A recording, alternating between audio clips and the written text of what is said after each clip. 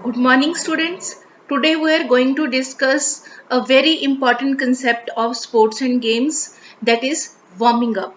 Without warming up, we cannot think to give our optimum performance in physical education or in sports or in any competition as well as in practice.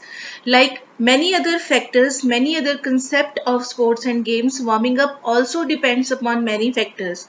But as we'll progress, we'll see the factors upon which the warming up depends, the benefits of this activity, and what precautions we should keep in mind while doing warming up. So first of all, we'll try to understand the meaning of warming up. Warming up is an activity, or you can say warming up is a concept which is very much important to enhance your performance and to reduce the chances of the injury. So warming up is an activity through which the flow of the blood is increased in your body and your muscle contraction is enhanced through slowly doing some physical activity. So this is known as warming up. Warming up is essential to prepare yourself physically and mentally to give the good performance, to give the better performance in sports and in any competition. So if you see, there are many types of warming up, but before doing warming up we should keep some points in our mind, we should keep some factors in our mind, and then we should do the warming up. First of all, the age and the level of training decides the type of warming up you are doing. The people who are preparing for the higher performance, or the people who are well trained, they need more time to do the warm up. Secondly, it also depend upon age and sex of the player. Warming up is also depend upon age and sex of the player. A person who is mature enough, or a person who is not a specialized player needs some other type of warming up, and the player who is specialized and trained needs some other type of warming up, and it also depend upon age and sex. The another factor which decides the type of warming up a person do, that is the type of activity or the type of game or sports the person is going to perform. According to the game or according to the sports, the duration and the time of warming up depends. Then the temperature and the environment in which you are going to play. The temperature and environment also is an important factor to do the warming up, because in a low temperature your body needs more warming up, and in high temperature your body needs less warming up. So these are some factors upon which the warming up depends. Now we'll discuss about the type of warming up.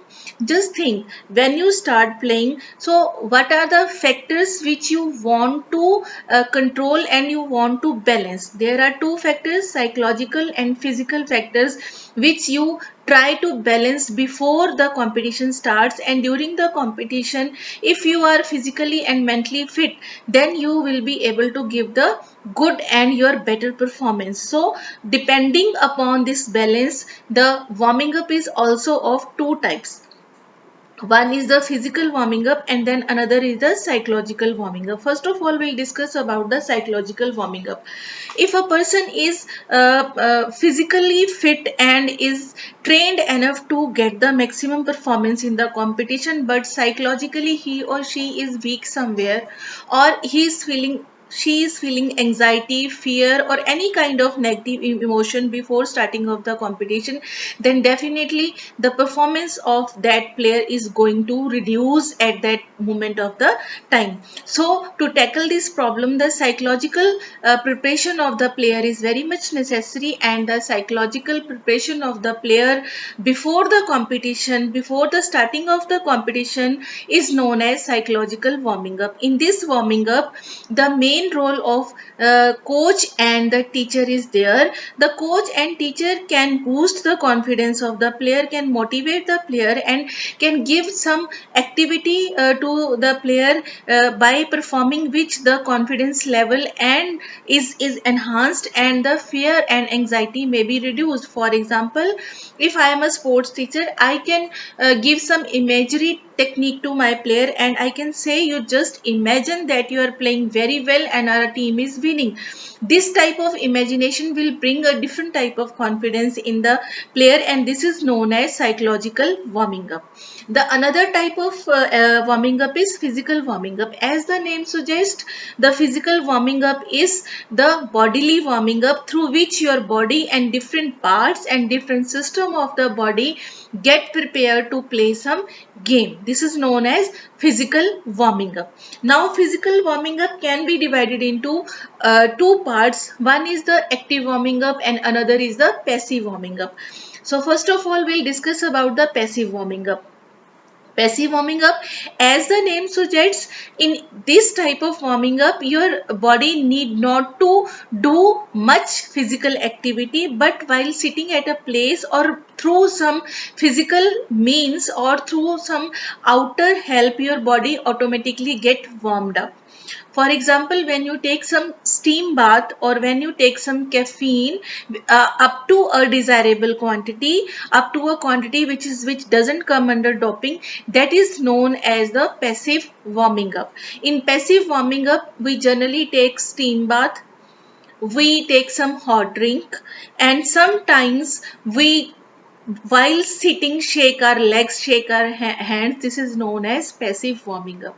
And in the another type of warming up is active warming up.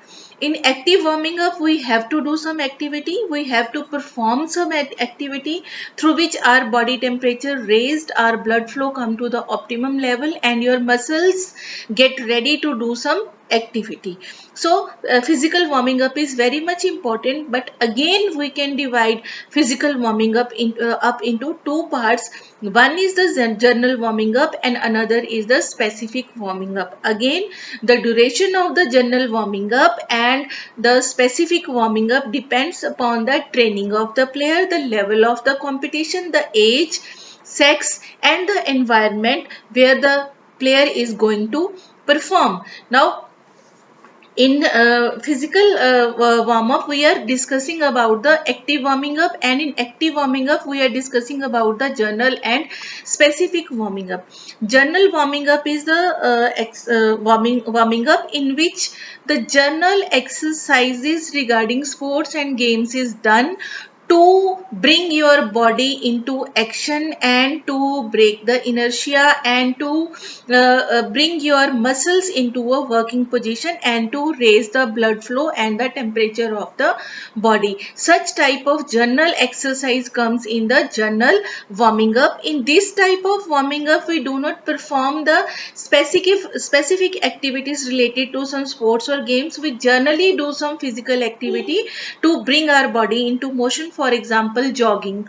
Jogging is a part of general warming up. We can do brisk walk, we can do neck rotation, arm rotation. This type of general exercises comes into the general warming up. Then comes the specific warming up.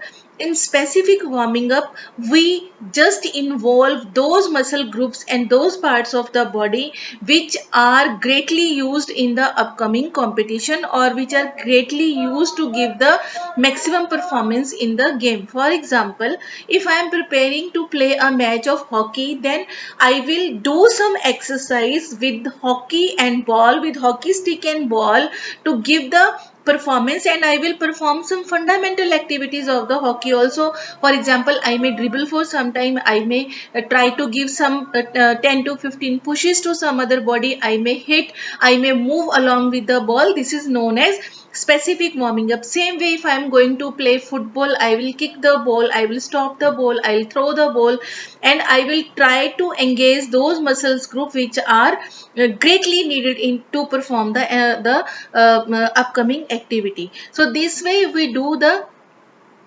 active warming up and passive warming up and general warming up and specific warming up. And there are some points which we should keep in our mind before doing our warming up. First of all, we should be wearing the clothes which we will wear in the actual competition. For example, if I'm going to play football, so I should wear the shorts and t-shirts and the studs which are being used in the competition. Secondly, we should not do warming up more than the required time and more than the required intensity, it will reduce our performance in the competition, because before starting off the competition the body will get tired. So we should do the warming up to a optimum level, up to a level where we feel comfortable and we feel that our muscles and our body has come into action and we are ready to give the performance. Third point which we should keep in our warming up, that we should not give any jerk to our body. It may give result to some overstretching or some injury to our body, which will again give the reverse effect in our performance. So this is all about warming up. And as warming up is very much important, same way there is another concept that is known as cooling down, which is also very much important to give the good performance next day and in the coming competition. And we'll discuss cooling down in our next lecture. Thank you.